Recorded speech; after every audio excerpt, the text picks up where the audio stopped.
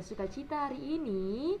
Ya, pasti ada ya. Kita bersukacita karena kita masih diberikan kesempatan dan kesehatan untuk memuji dan memuliakan nama Tuhan. Ya, karena itu mari kita siapkan diri kita dari hati, dan dari hati kita siapkan juga Alkitab kita karena kita mau menyembah Tuhan. Ya, sepersilahkan adik-adik untuk berdiri.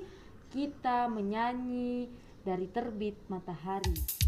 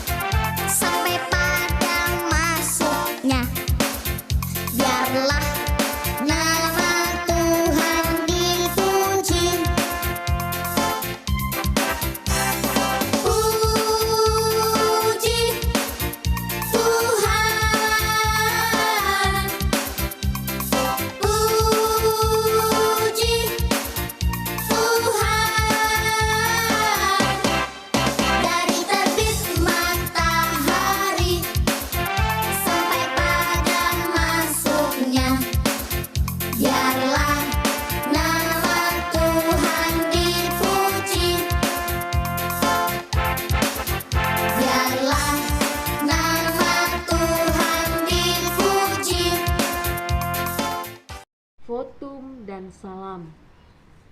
Tuhan bersama kita dan pasti menolong kita. Amin. Salam dari Tuhan Yesus. Dia senang kita ada di sini. Salam juga. Nah, dipersilakan adik-adik untuk duduk kembali. Nah, adik-adik, tiba saatnya kita masuk ke dalam pengakuan dosa.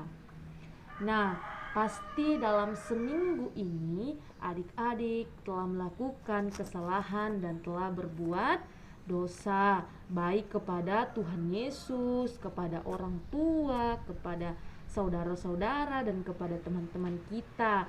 Nah, karena itu kakak ingin mengajak adik-adik untuk mengakui segala dosa-dosa kita di hadapan Tuhan dengan berkata, Tuhan Yesus, kami bersalah, tolong ampuni kami.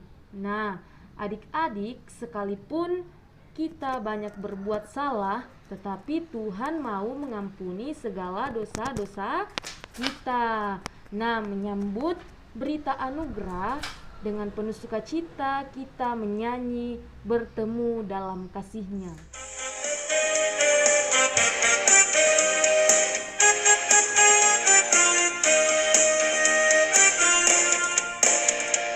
Bertemu dalam kasih-Nya, berkumpul dalam anugerah-Nya, bersuka cita semua di dalam rumah Tuhan. Bertemu dalam kasih-Nya, berkumpul dalam anugerah-Nya, bersuka cita semua di dalam rumah Tuhan. Oh, saudaraku dan saudariku, Tuhan cinta dan mengasihimu. Mari bersuka cita semua di dalam rumah Tuhan. Adik, tiba saatnya kita akan membaca dan mendengarkan firman Tuhan. Tetapi sebelum itu kita mau berdoa. Semuanya lipat tangannya, tutup matanya, kita berdoa. Tuhan Yesus yang baik, terima kasih atas penyertaan-Mu sehingga pada pagi hari ini kami boleh bangun dengan tubuh yang sehat dan penuh kekuatan. Dan pada saat ini ya Tuhan, kami akan membaca dan mendengarkan akan firman-Mu. Tuhan berkati ibu guru yang akan memberitakan firman-Mu ya Tuhan. Kuasai ia dengan kuasa Roh Kudus-Mu, agar ia dapat berkata-kata, bercerita sesuai dan seturut dengan kehendak-Mu. Bahkan kami anak-anak sekolah minggu yang akan mendengarkan cerita firman-Mu ya Tuhan, kuasai hati dan pikiran kami, agar firman-Mu ini dapat tertanam baik dalam hati dan pikiran kami, dan dapat kami lakukan dalam kehidupan kami sehari-hari. Berfirman-Lah ya Tuhan, karena sesungguhnya kami telah siap mendengarkan firman-Mu. Di dalam nama Tuhan Yesus kami sudah berdoa, amin. Shalom anak-anak sekalian, apa kabar? Ada sukacita hari ini? Ya, tentu ada. Semua itu oleh karena kasih Tuhan. Walaupun di tengah-tengah pandemi, tetapi Tuhan selalu mempersatukan kita di dalam doa. Sehingga pada minggu ini kita boleh hadir beribadah bersama-sama walaupun tidak langsung tatap muka tetapi melalui video pada saat ini. Nah, sebelum ibu bercerita, ibu mau tanya dulu kepada anak-anakku sekalian. Nah, kira-kira yang menolong kita pada saat kita di rumah, kita di sekolah, kita di gereja, atau dimanapun kita berada, biasanya siapa yang menolong kita? Ya, betul anak-anakku sekalian, yang menolong kita adalah Tuhan itu sendiri. Dialah yang menolong kita. Mengapa Tuhan mau menolong kita? Karena Tuhan begitu mengasihi dan menyayangi anak-anaknya. Karena hidup kita ini adalah milik Tuhan. Nah, pada saat itu Raja Ahad menyampaikan kepada Isabel, di mana Isabel ini anak-anakku sekalian adalah seorang ratu yang termasuk adalah ratu yang menyembah berhala, ya. Sehingga pada saat ia mengetahui bahwa Elia telah membunuh nabi-nabi Baal mereka dengan mata pedang, lalu Isabel pun menjadi marah. Ya, dia geram, ingin rasanya ia membunuh Elia itu. Lalu ia pun menyampaikan kepada suruhannya untuk menyampaikan kepada Elia bahwa ada rasa ingin membunuh Elia ini. Dan mendengar hal itu, Elia pun menjadi takut, ya anak-anakku. Lalu ia pun pergi menghindar, bahkan dia berlari. Dan ia pun berjalan sehari perjalanan jauhnya. Setelah Elia tiba di pohon arar, Elia pun beristirahat di bawah pohon arar tersebut. Lalu Elia pun tertidur. Pada saat Elia tertidur, lalu malaikat Tuhan datang kepada Elia dan menyampaikan kepada Elia, "Elia, bangun." Lalu Elia pun kaget, lalu ia terbangun. Dia melihat, menengok kiri kanan, tetapi tidak ada orang. Lalu ia melihat ada roti dan juga kendi berisi air. Lalu ia pun makan dan minum. Setelah itu Elia kembali beristirahat atau tidur. Tetapi untuk kedua kalinya, malaikat Tuhan pun datang kepadanya.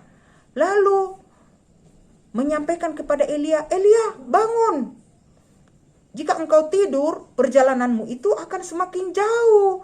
Lalu Elia pun bangun dari tidurnya dan ia mendapati makanan dan minuman yang sudah ada di depannya. Lalu ia makan dan minum dan akhirnya pun dia kenyang dan dia pun melanjutkan perjalanannya 40 hari 40 malam.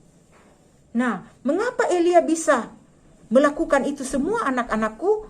Semua itu karena pertolongan yang datangnya dari Tuhan. Tuhan selalu menyertai Elia dimanapun Elia berada. Bahkan Tuhan selalu menepati janji-janjinya. Sehingga pada saat Elia tiba di Gunung Horeb, Elia pun masuk ke sebuah gua. Dan ia pun beristirahat di dalam gua itu. Lalu Tuhan pun datang menghampiri Elia. "Apa yang engkau kerjakan di situ, hai Elia?" Lalu Elia pun berkata bahwa, "Aku telah segiat-giatnya melakukan pekerjaan Tuhan semesta alam. Karena orang Israel telah meninggalkan perjanjianmu, bahkan meruntuhkan mesbah-mesbahmu, dan juga bahkan membunuh nabi-nabimu dengan pedang. Dan bahkan mereka mengingini nyawaku." Lalu firman Tuhan berkata kepada Elia, "Elia, pergilah engkau di atas bukit itu."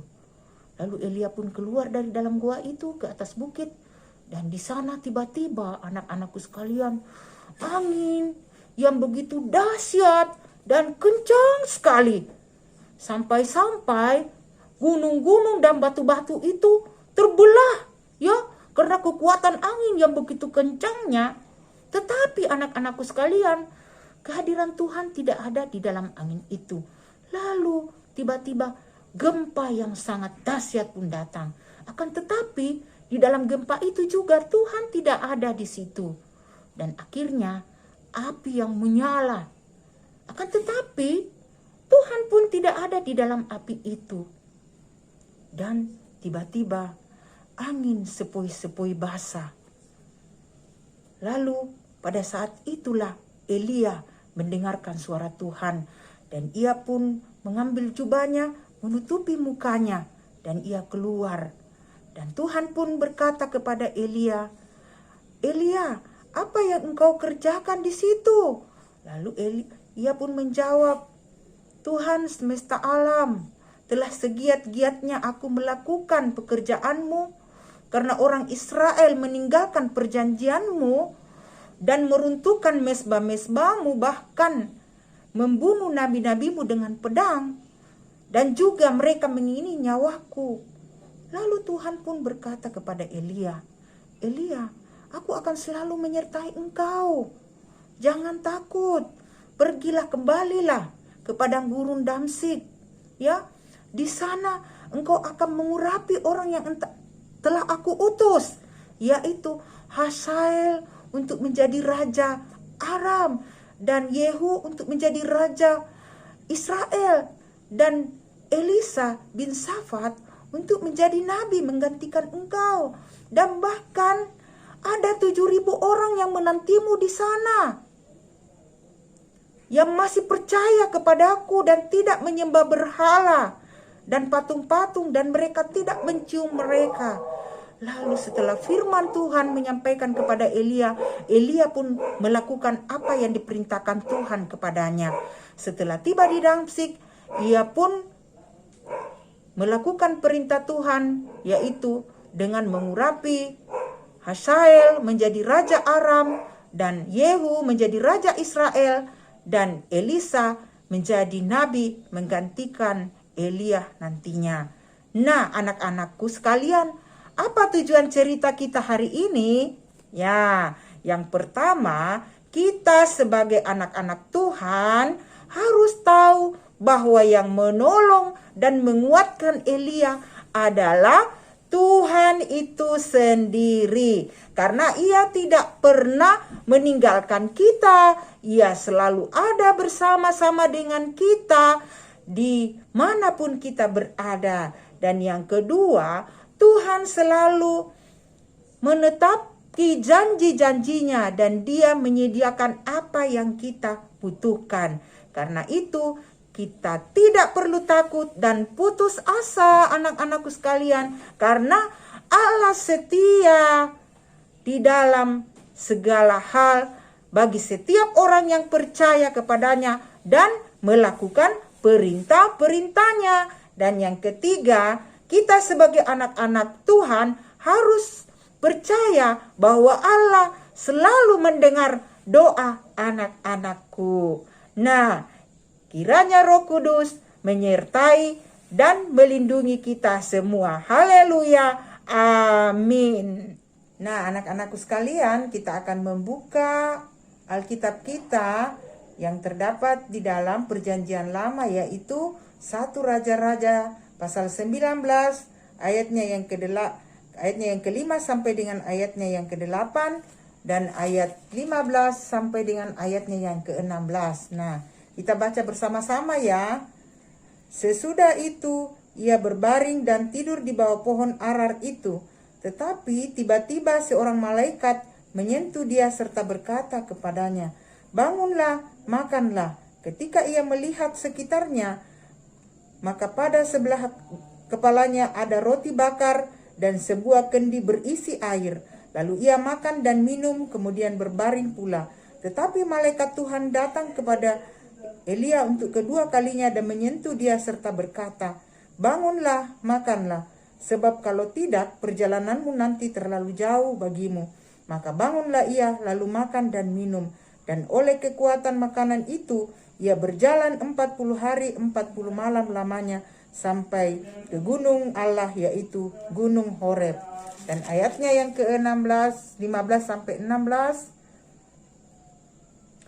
Firman Tuhan kepadanya, "Pergilah, kembalilah ke jalanmu melalui padang gurun ke Damsyik, dan setelah engkau sampai, engkau harus mengurapi Hazael menjadi raja atas Aram, juga Yehu cucu Nimsi haruslah kau urapi menjadi raja atas Israel, dan Elia bin Safat dari Abel Mehola harus kau urapi menjadi nabi menggantikan engkau." Amin, firman Tuhan. Nah, demikianlah firman Tuhan. Kiranya Tuhan memberkati anak-anakku sekalian.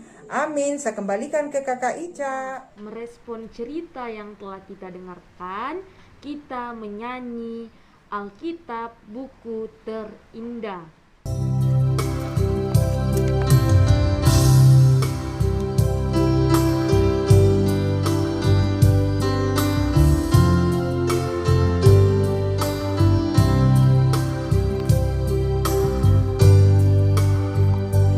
Hai kawan, tahukah kamu sebuah buku yang indah dan menakjubkan, buku yang berisi kebenaran, Alkitab itulah namanya. Alkitab buku terindah, surat cinta dari Tuhan untukku dan untukmu dan semua orang. Alkitab buku terindah, kabarkan keselamatan, karya Tuhan Yesus yang mulia.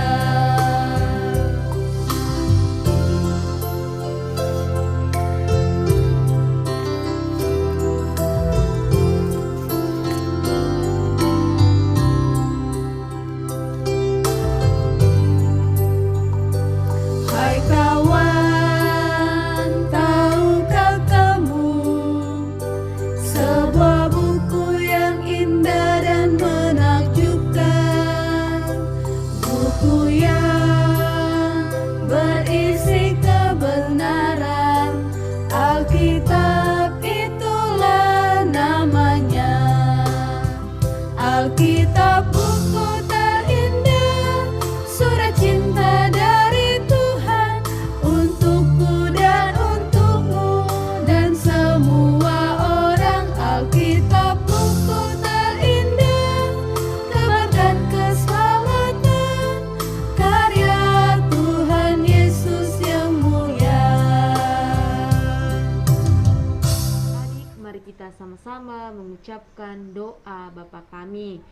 Bapa kami yang di sorga, dikuduskanlah namamu, datanglah kerajaanmu, jadilah kehendakmu di bumi seperti di sorga. Berikanlah kami pada hari ini makanan kami yang secukupnya, dan ampunilah kami akan kesalahan kami, seperti kami juga mengampuni orang yang bersalah kepada kami. Dan janganlah membawa kami ke dalam pencobaan, tetapi lepaskanlah kami daripada yang jahat, karena Engkaulah yang mempunyai kerajaan dan kuasa dan kemuliaan sampai selama-lamanya. Amin. Nah, tiba saatnya kita akan memberikan ungkapan syukur kita kepada Tuhan. Tetapi sebelum itu kita dituntun nas persembahan dari Mazmur pasal 54 ayatnya yang ke-8. Firman Tuhan berbunyi, Dengan rela hati aku akan mempersembahkan korban kepadamu, bersyukur sebab nama-Mu baik ya Tuhan. Nah, sambil kita memberikan ungkapan syukur kita kepada Tuhan, kita menyanyi, di sini aku bawa ya Tuhan.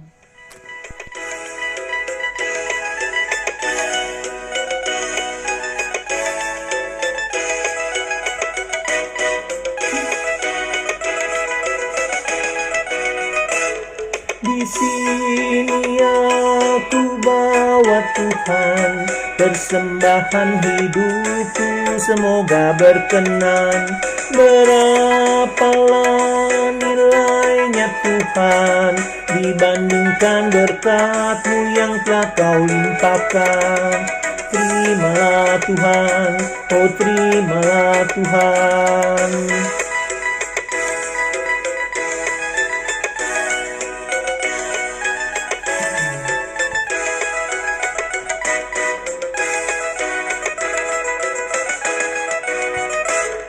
Tanganku yang kecil ya Tuhan, belum mencari makan sendiri ya Tuhan.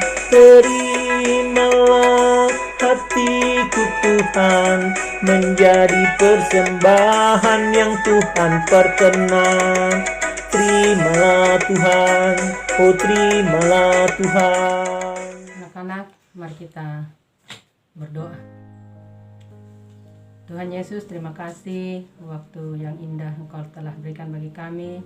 Kami boleh bersama-sama beribadah kepada-Mu Tuhan, memuji, muliakan Dikau, mendengarkan cerita firman-Mu. Biarlah Tuhan Engkau tanamkan dalam hati pikiran kami, sehingga kami boleh pakai sebagai suluh dalam kehidupan kami. Bapa dalam surga, kami berdoa kepada-Mu Tuhan, mendoakan kami anak-anak sekolah minggu-Mu dalam keseharian. Biarlah Engkau selalu hadir, menemani mereka dalam bermain, menemani dalam belajar Tuhan, agar anak-anak sekolah minggu-Mu dari hari ke hari tetap tumbuh sehat jasmani maupun rohani. Terlebih Tuhan dalam pengenalan akan Dikau. Dan juga Tuhan, biarlah apa yang mereka cita-citakan itu boleh diraih dan hanya menjadi hormat dan kemuliaan bagi nama Tuhan.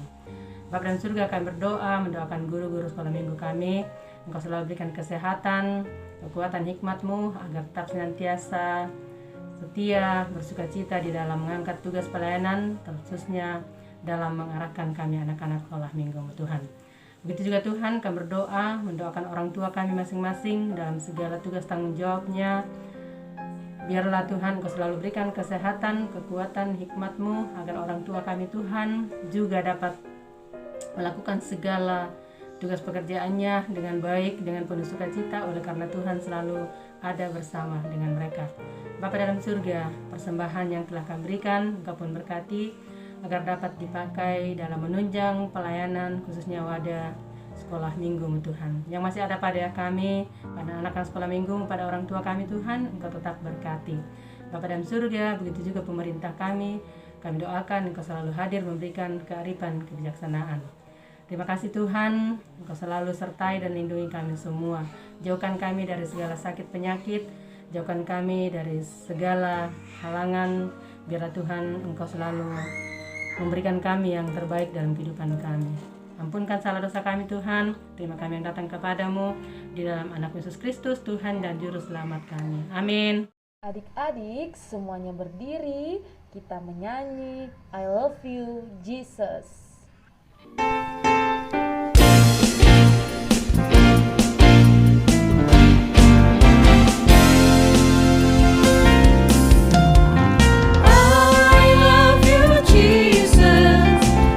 Down in my heart.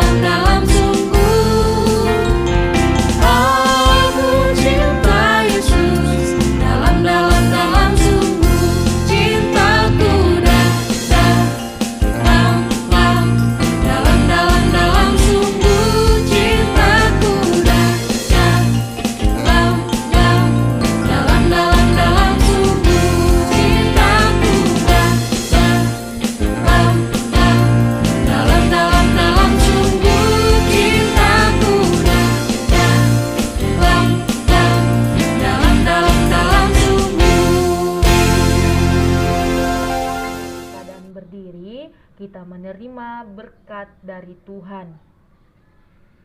Tuhan memberkati kita. Amin. Tuhan melihat kita. Amin. Tuhan menjaga kita. Amin. Tuhan menyayangi kita. Haleluya. Amin. Nah, adik-adik, sebelum kita berpisah, kita menyanyi Jalan Serta Yesus. Jalan serta Yesus, jalan sertanya setiap hari. Jalan serta Yesus, serta Yesus selamanya. Jalan dalam suka, jalan dalam duka, jalan sertanya setiap hari. Jalan dalam suka, jalan dalam duka, serta Yesus selamanya. Adik-adik, demikianlah ibadah kita pada hari ini. Tuhan Yesus memberkati. Amin. Ya, adik-adik tetap menjaga kesehatannya ya.